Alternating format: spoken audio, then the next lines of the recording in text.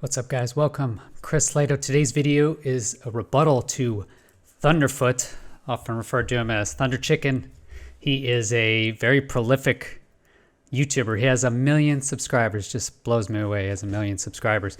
He made this video, UFO video, defended by real fighter pilot busted. 164,000 views, right? This video alone has more views than all of my videos combined. I kept getting all these negative comments, basically troll comments, and I didn't really know they were coming from until I tracked it down to this video, essentially. And I really know that where they're coming from, the Thunderf00t supporters, because they don't provide anything of actual value to the video. They don't actually calculate anything or tell me anything of value. They just say I'm a moron, and I don't know what focal length is. Let's look at his main argument. Optics work. We can't focus onto everything at once. No, I mean, you certainly couldn't have some birds a few hundred meters away and some clouds a few kilometers away and a moon a few 100,000 kilometers away, all in focus at the same time. I learned it off a fighter pilot. I love this too. Like, the birds are obviously not in focus. Like, the guy doesn't even... So it must be true. And show you definitively with physics and models and... Or hell, Saturn's twice as far away as Jupiter. Well, I mean, if his objects are 2 meters away and 4 meters away, and they can't be in focus at the same time, there's no way you could have Jupiter and Saturn in focus at the same time. I love this. And 1 million subscribers. So there's 1 million people out there that think this guy has some amazing knowledge or something. That's not what I'm arguing. Okay, I'm arguing what this pod, the targeting pod, it cannot do what Mick West and Thunder Chicken are arguing. Okay, it can't do that. And I'm going to show you here in this video. So if you do like the content, please like the video. It helps the algorithm. 164,000 views for Thunder Chicken's crappy video against mine, a hit video, if you will. Please like it. If you want to support the channel, then go to patreon.com/Chris Lato to support. Thanks to my patrons. Love you guys as always. Thanks for being here and thanks for watching. Let's get to the video. Biggest way it's automatically debunked, okay, is the camera.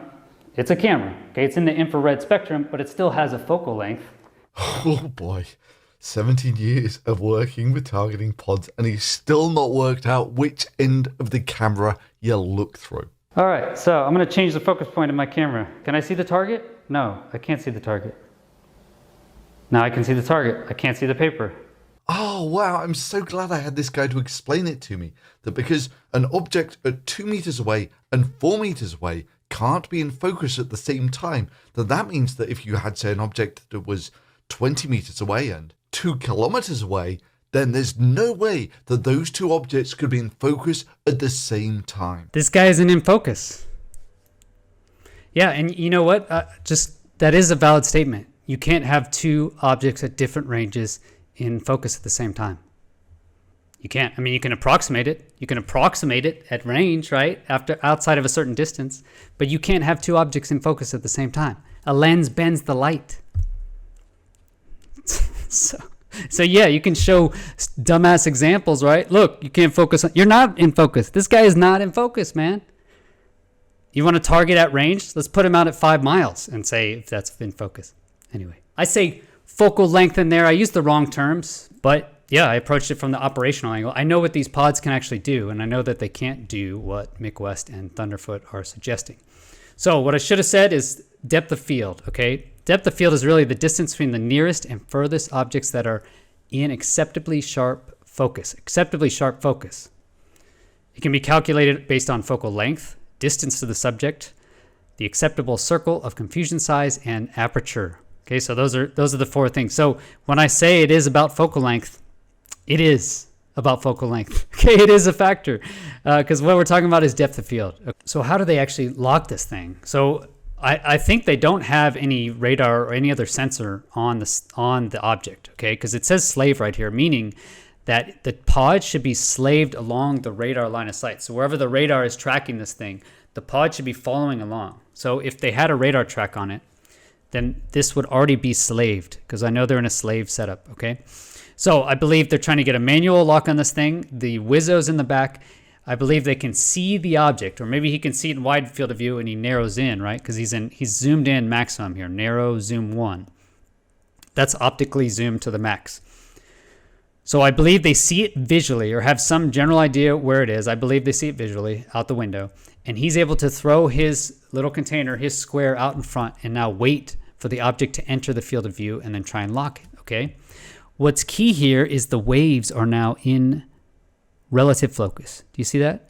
So the waves are in focus as he's sitting there. I can tell that those, small waves, there's no white caps, nothing's breaking.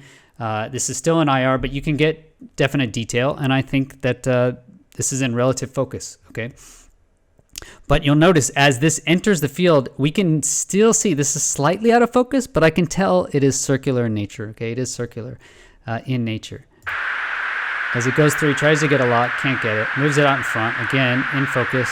There it is. I can see it's clearly a ball-shaped. Boom. And now we get a lock, okay? And you can clearly see it is in focus. And here you can see that the water is slightly out of focus, but I can still tell very clearly that it's waves, right? I can tell that's a wave, I can see individual waves. I can still make out detail. Okay, meaning that the water is still in the same depth of field as the subject. And I've been asking people, all of the people that come and just call me a moron on my website and complain about that video, okay, I asked them, explain this to me. This is the same relative system, okay? It's lightning, but very similar. Now here I can tell, okay, 6.2 miles. Mick West and Thunder Chicken are saying it's out at 4 nautical miles, so even closer, okay? So this is actually more conservative, leaning towards their argument.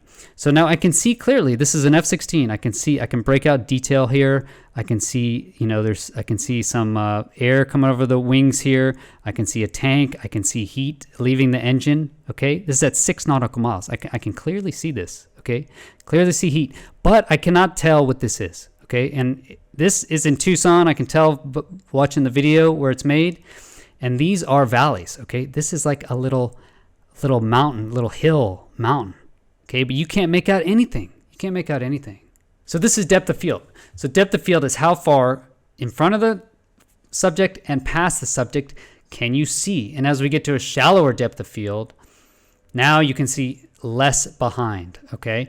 And the same in front. Okay, so this what I learned about depth of field, okay, is you can see past quite a bit further. Okay, so you can extend out to infinity, actually, if you focus at the hyperfocal point. So this is depth of field, everybody. This is what I should have been saying in the video, okay, that based on how far away your subject is, many other different factors, okay, how far in front of the subject and behind the subject, you will actually be able to have things in focus. Okay, so this is what we see here. As we get to a shallower depth of field, okay, we're not going to be able to make out background environment, or it'll be more blurry, okay? What I did learn, interesting thing about depth of field is, yes, you can make the background in relative focus. If you focus at the hyperfocal distance, okay, you can actually make the background in focus, beyond which all objects can be brought into an acceptable focus. As the hyperfocal distance is the focus distance giving the maximum depth of field, it is the most desirable distance set to the focus of a fixed focus camera. The hyperfocus distance is entirely dependent upon what level of sharpness is considered to be acceptable.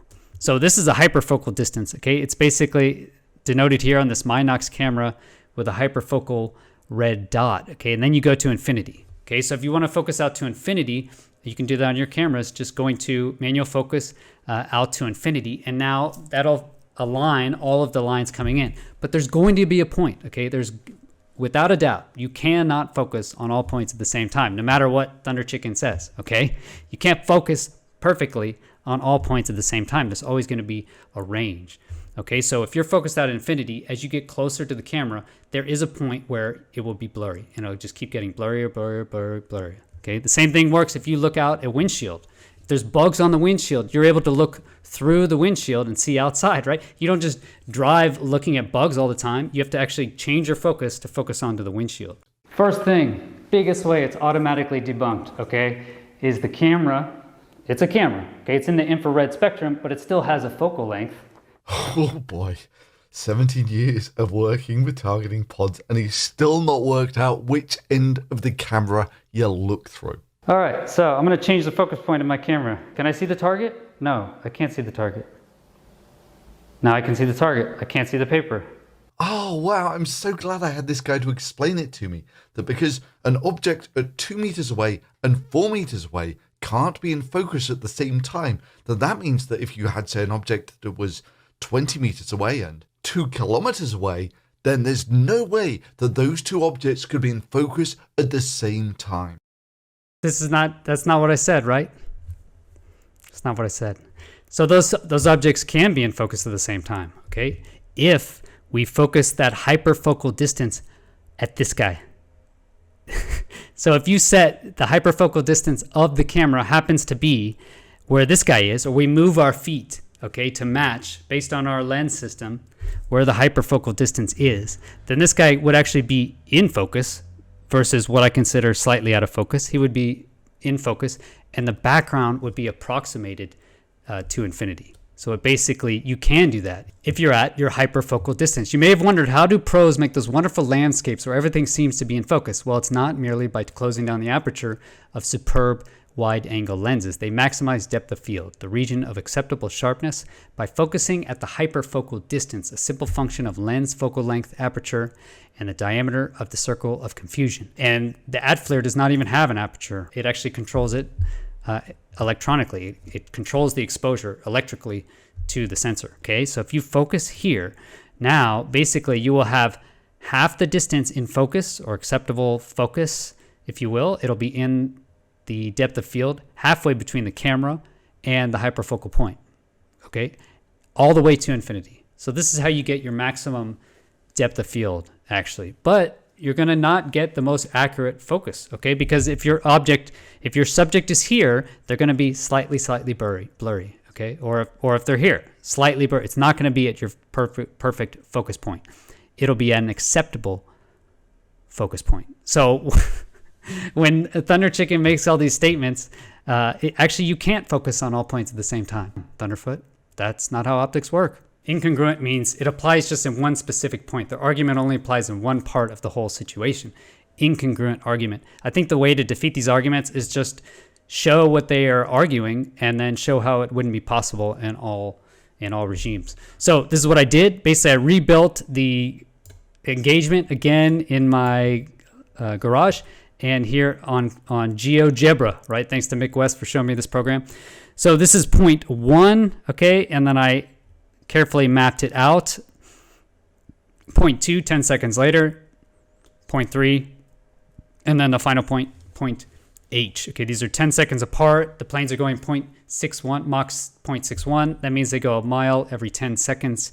So we can graph out where they are located. This is where the plane is located. And now using the targeting pod, we can map this out to a specific point. This is if the range is correct in the video. And I believe the range is not correct, okay? Okay, so I mapped this out, okay? And what I want to show is basically 2 examples in my garage, point 1, point 2, point 3, point 4, okay? And this is if the object is on the ground, okay? So it's on the surface of the water.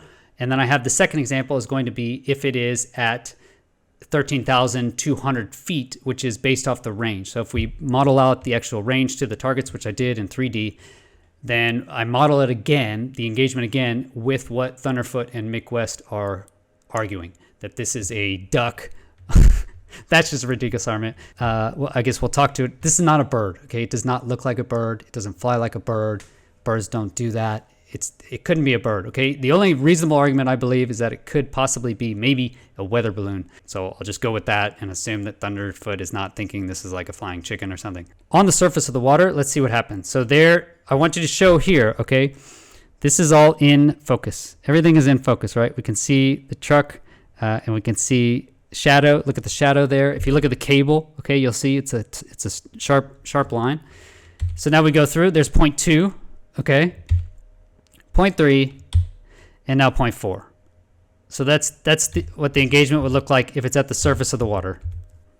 Okay, so now this is the same engagement, basically as close as I could get it to the actual engagement based off the range that we see in the GoFast video. So here is, if it's just sitting there, it doesn't move. Okay, so you'll notice I don't move this stanchion this time. Okay, it stays in the same position, but the fighters move, so the camera angle moves slightly. So let's watch this. This is point 1 again, and I want you to show here, okay, in focus. But now here we go, in focus. Okay, in focus. Now out of focus. Look. So this is out of focus. Okay, this is also out of focus, the cable. Okay, we can't really see these lines. They're not delineated. Okay, they are out of focus. And this is in a wide open aperture. Okay, I didn't change anything on my DSLR. This is a Canon M50. I had it just with the standard lens. Wide open. Okay, so I'm not zoomed in at all. So this is a wide open aperture, and we see that there still are some effects. Okay, it is blurry here. It's so funny, right? So I made this video and I kept saying focal length, and he even talks about there, you know, how does this pilot even knows how dumb he is when he writes in the description focal length 1, 2, 3. So I say it's all about focal length, and this is what they claim makes me sound like an idiot, you know. And I was like, oh man. I looked at focal length, yeah. And so I did all this analysis, did all this investigation, and I came down to, it is all about focal length, man. You guys, you talked so much trash to me on so many comments, and you know what? It is about focal length. I'll show you. So what is focal length? Let's look at that. All right, focal length is the distance between the optical center of the lens, okay, and the sensor. This makes sense. So as the lines of light, as the rays of light come in, okay, they have to go through this lens, which focuses them onto the sensor, reverses it. So it's like a pendulum, if you will. So as we get a wider angle of view, if you think of it now, the light comes in from this angle, goes through the lens, okay? Now we would need the sensor closer, or we need a bigger sensor to catch those, okay? As we have a wider aperture, so a bigger angle of view, larger angle of view. So focal length, what's it really related to? Angle of view, man. It's related to angle of view. It's the distance between the optical center of a lens and the camera image sensors. The longer the focal length, the physically longer the lens will be. So why do we actually need a longer focal length? Because we're trying to zoom in. We're trying to get to a smaller angle of view. Look at this, how focal length and field of view are related.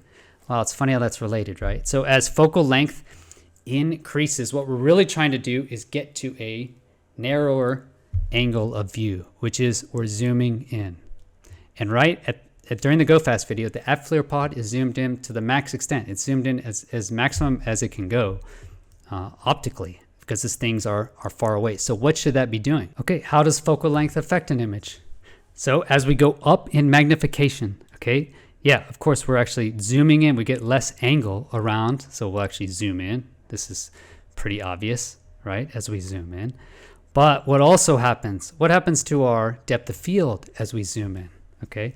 As we zoom in, as we're narrowing down that angle, okay, we are decreasing our depth of field. We are decreasing our depth of field, meaning it's getting even more and more shallow as we zoom in. Background will be more blurry, and more difficult is actually focusing halfway. So what they're arguing, what Mick West is arguing, is that there's a weather balloon essentially just sitting there in space or going through wind, you know, say 30, 40 knots.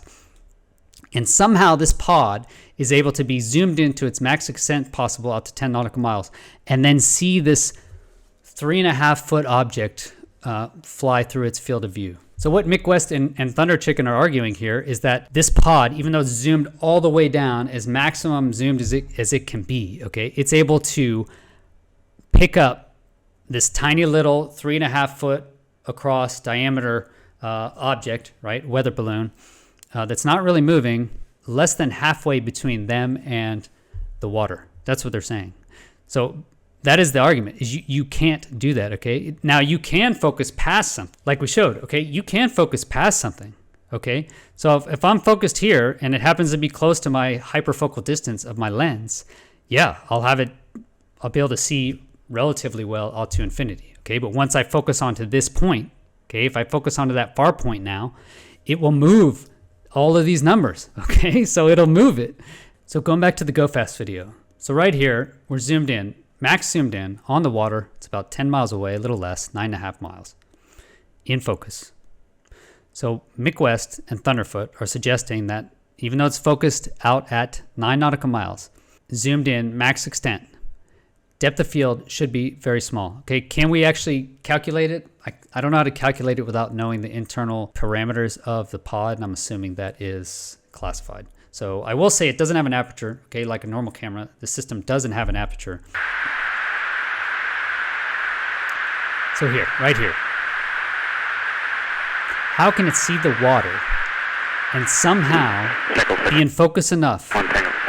Look, nothing really changed. How can it be able to see the water and then less than half of its focal distance lock onto this?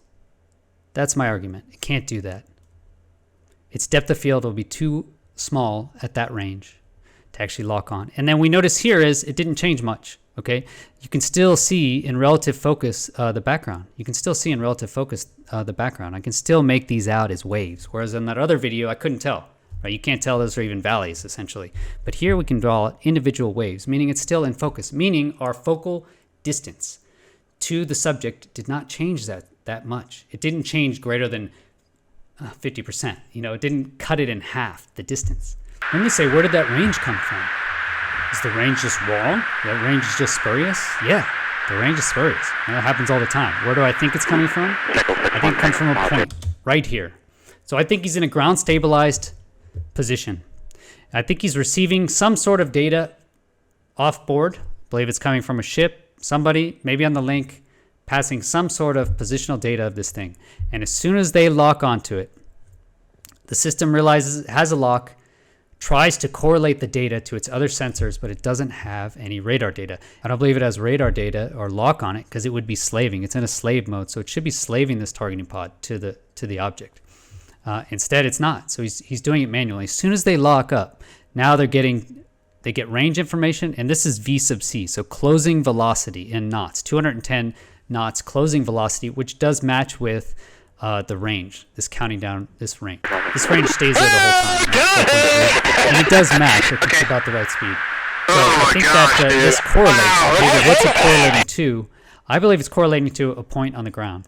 So this is GeoGebra. Learned this from Mick West, again, 0.1234. And I plotted them out, and basically it ends up in the same general location. They argue, Mick West and Thunderfoot argue that this is a duck, a goose, or Mick has gone away from that, which I agree with. There's no way it could be a bird, but I think possibly could be a weather balloon based off of those ranges, okay? But the point is, when you graph this, it comes up to the same basic point. That's where they get it from. But it has to be right at that location, okay? It would have to be right at that location. What do I think actually happened is that I believe when they lock it at 0.2, okay, so 0.1, he's basically trying to find it. 0.2 here, I think it locks, and this point, wherever it actually finds that point, right when it locks up, I believe it anchors that point in the ground. And now it's giving ranging and V sub C, closing velocity, to this general location. So it's basically giving range to that point.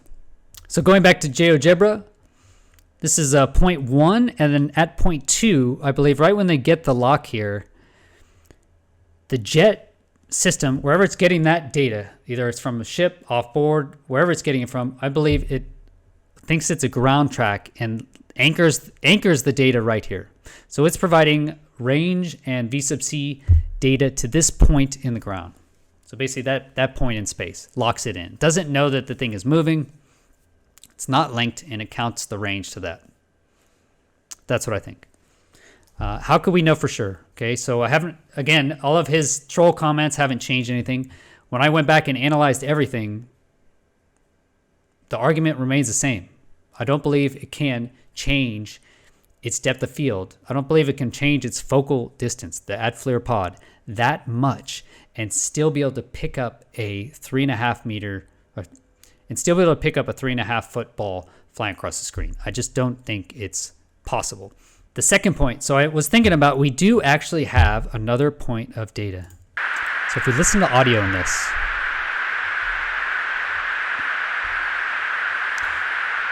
the Wizzo is in the back, so he's running the targeting pod. in front is the pilot. Echo 61 Tango Project. Oh, got it! I believe the pilot's looking outside. There's troubleshooting. He's checking down. Did you box moving target? 02. No, I took an auto track. Oh, okay.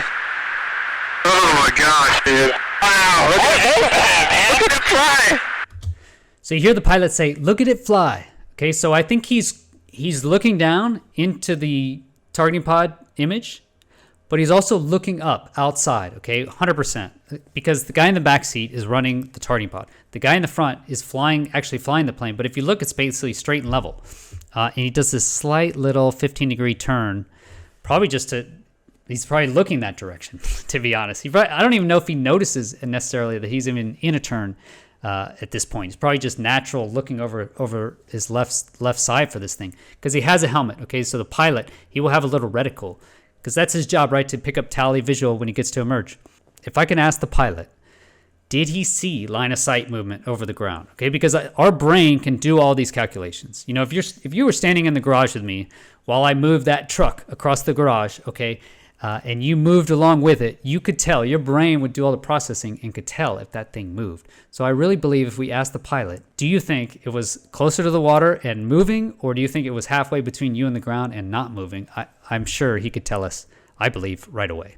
Just by being there, by looking outside, being slightly offset, by his brain making all the calculations, I think he could tell us right away where this thing, at least relative to what he saw, how far away it was. I believe he did see that is because you hear him say, "Look at it fly." Okay, look at it fly. He didn't say, "I think it's sitting there in the same patch of sky." Okay, because when I look outside, we're used to seeing things move. If this thing was not moving, I guarantee he would have said something. So the only definitive answer I could come up with is how to prove it. You know, other than depth of field, getting into the actual parameters of the pod, I think you could get into the parameters and say no. That would be a bug on the windshield. It wouldn't be able to focus on that. At least you wouldn't see it as it's passing through the image while you're focused at 9 nautical miles. As shown in Dave Falch's video, okay, so there is tons of internal optics of this pod. So when it's wide open, you're letting in the most amount of light and you have the largest depth of field. But as this thing is zoomed in, okay, same thing with the gimbal argument, is that it's going to keep out all those weird artifacts, all the glare and everything. It will also required to decrease your depth of field. Okay, so that's just going to decrease this depth of field even further as we go. I showed the example, the actual F-16 at 6 nautical miles, you can't see the background, even shows that even past the target, which should be, seeable almost out to infinity, according to Thunderf00t and Mick West, you can't even really tell that there's valleys, okay? Whereas in the GoFast video, you can clearly see little particular waves. Okay, finally, incidentally, I did a ton of work on this video, tons of math. But worked out, I was able to determine the size. Okay, so basically this is at 0.1 time 23, angle 37 left, 23 degrees down, slant range to the UAP 5 nautical miles. This is the altitude I calculated. Okay, you will see from 0.1 to 0.4, he climbed about 400 feet. This is altitude in nautical miles. Okay, and this is how I calculated for my room setup. This is the horizontal distance. So I used the sine of the angle down, okay, to get the horizontal distance. And then I measured the size on the screen and relayed that to the milliradians. So we know the field of view is 0.7 for this pod. That's 12.2 milliradians if you convert it to milliradians. And now I can determine the size by just measuring it. I use it in other videos. I explain how I mill size in other videos if you have questions. So if we go by what Mick West and Thunderf00t are arguing, I get a range of a size of 3.5 to 4.6 feet, right? 3.5 feet is at its, let's see, that's the smallest at 0.1. And then at 0.3 is basically the largest at 4.6 feet, okay? If he's at that mid-range, so if the range on the screen is correct, this is the size. So small, but I guess could be a balloon, right? Could be a weather balloon. If it's at 50,000 feet now it goes out to 10.5 and 11.6 feet. So a little bit larger. I think it's much harder to find a target 4 feet across, halfway between you and the ground, than it is to see an 11-foot target moving over the water. I think that motion is what you're actually going to see. Something just sitting there in between you and the ground will not be moving, right? by their argument, it stays in the exact same position. Right? That's how it's a pendulum essentially is their argument. I think it'll be almost impossible to see that. I really don't think you're going to find that. So I would say it's about 11 feet if it's out at 50,000 feet, which is around 9 miles, 8.5, 9 miles, closer to the water.